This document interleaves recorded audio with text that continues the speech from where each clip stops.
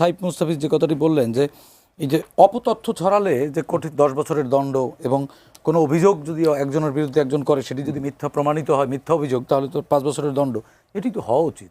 আমি চাইলাম আর আপনার বিরুদ্ধে যে কোনো অভিযোগ আমি একটা প্রোপাগান্ডা রটাই দিলাম। একটু নিই, এটা গুরুত্বপূর্ণ দেখে আমি নিচ্ছি।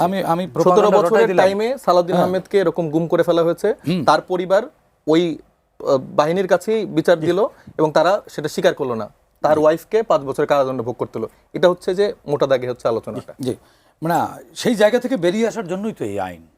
হ্যাঁ, যে কেউ কারোর বিরুদ্ধে মিথ্যা অভিযোগও দিতে পারবে না, আবার যদি কেউ কারোর বিরুদ্ধে মিথ্যা অভিযোগ রটায়, দুটিই কিন্তু দণ্ডনীয় অপরাধ, কারণ এতে এক ধরনের সামাজিক মর্যাদারও তো হানি হয়। আর তানভীর সম্পর্কে, সালাউদ্দিন তানভীর সম্পর্কে যেটি বলল যে এই সরকারের কমিশন, এই সরকার আসার পরে তাকে অব্যাহতি দিয়েছে দুর্নীতি দমন কমিশন থেকে, এটি ভুল, মিথ্যা কথা। কারণ এই সরকার আসার পরে তাদের সেই কমিশনের রিপোর্টগুলো দিয়ে গেছে। পুরনো কমিশন, ইন্টারিয়াম গভর্নমেন্টের নিয়োগ করা যে দুর্নীতি দমন কমিশনের তৎকালীন যে চেয়ারম্যান, তিনি নিজেই তো বিমানের এমডি পদ থেকে দুর্নীতির দায়ে বরখাস্ত ছিলেন। সেই দুর্নীতিবাজ এমডিকে দিয়ে দুর্নীতি দমন কমিশনের চেয়ারম্যান হিসেবে বসিয়েছিল মানে ইন্টারিয়াম গভর্নমেন্ট। তো সেই কমিশনের রিপোর্টটি প্রকাশ পেয়েছে এই সরকার দায়িত্ব নেওয়ার পর। কিন্তু এই সরকার দায়িত্ব নেওয়ার পর যে কমিশন ভেঙে গেছে, এখনো পর্যন্ত কমিশন পুনর্গঠিত হয়নি। সুবিধাবাদী কথাটি বললেন না, সুবিধাবাদী যদি হয়, রাজনৈতিক সুবিধাবাদী যদি হয়, সেটি সবচেয়ে বেশি সুবিধাবাদী রাজনৈতিক দল হচ্ছে এনসিপি।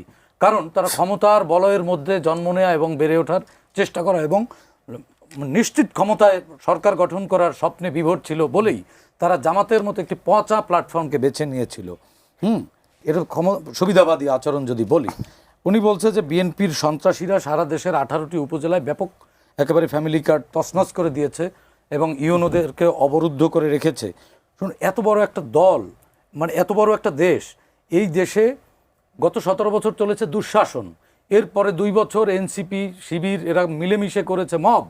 হ্যাঁ, মব করে জনমনে একটা বিভ্রান্ত, একটা ভয়ের পরিবেশ, যে ফ্যাসিজমের পরে একটা লেট ফ্যাসিজমের মধ্যে ফেলে দিয়েছিল। লেট ফ্যাসিজম বলছি এই জন্য যে ফ্যাসিজম উইদাউট এ ফ্যাসিস্ট একটা লেট ফ্যাসিজমের মধ্যে ইন্টেরিয়ামের 2 বছর পড়ে গিয়েছিল বাংলাদেশ। সেই জায়গা থেকে বেরোতে সময় লাগবে না? ওভার দ্য নাইট কি সব ঠিক হয়ে যাবে? সেফটি ট্যাঙ্ক থেকে ময়লা পরিষ্কার করার পরেও কিছু সময় দুর্গন্ধ থাকে, ফ্যানের সুইচ অফ করার পরেও 2-1 মিনিট ফ্যান ঘোরে, তার মানে ফ্যানটি সচল না। এখনও কিছু দুর্নীতিবাজ বা কিছু এরকম অপতৎপরতা বা অপকর্ম করার কিছু লোক সমাজে রয়ে গেছে, জিরো হয়েছে আমি বলছি না, কিন্তু তাদেরকেও নিয়ন্ত্রণে আনবার জন্য আপনি দেখুন, জঙ্গল সলিমপুরের মতো সন্ত্রাসের অভয়ারণ্য, সেখানে সন্ত্রাসমুক্ত করেছে না? মোহাম্মদপুরের মতো ভয়াবহ মাদকের আখড়া, সেটি ধীরে ধীরে নিয়ন্ত্রণে চলে আসছে না? এটি ওভার দ্য নাইট শেষ হবে না।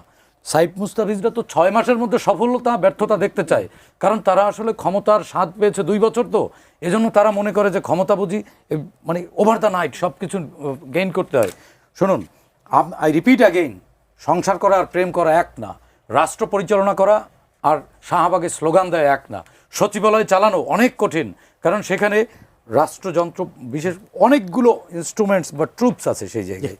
সেখানে এই সংসার চালানোই 1.5 বছর বা সেটা আপনি বলবেন, আমি ইন্টারাপ্ট করি, আপনি কূটনীতি, অর্থনীতি এবং যে আমলাতন্ত্র, 3টার কম্বিনেশনে কিন্তু একটা রাজনৈতিক সরকারকে সফলতার মুখ দেখতে হয়। সেই জায়গায় গত 17 বছরের হ্যাজিমনি,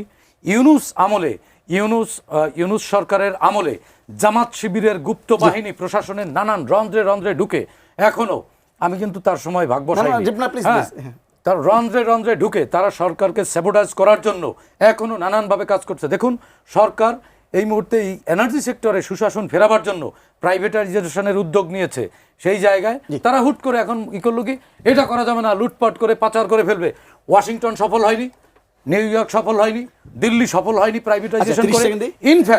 ইনফ্যাক্ট আমাদের দেশের এই মুহূর্তে যারা এই যে পেট্রো বাংলা বা জ্বালানি তেল নিয়ে যারা যে প্রতিষ্ঠানটি কাজ করে, সেই প্রতিষ্ঠানটির যে শ্রমিক সংগঠনরা রয়েছে, শ্রমিক সংগঠনের নেতারা পর্যন্ত সাধুবাদ জানিয়েছে যে এটি যদি প্রাইভেটাইজ করা যায় তাহলে সরকারি মাল দরিয়ামে ঢাল, এই প্রবণতার থেকে বেরিয়ে এসে সরকার বরং এনার্জি সেফটি নিশ্চিত করতে পারবে।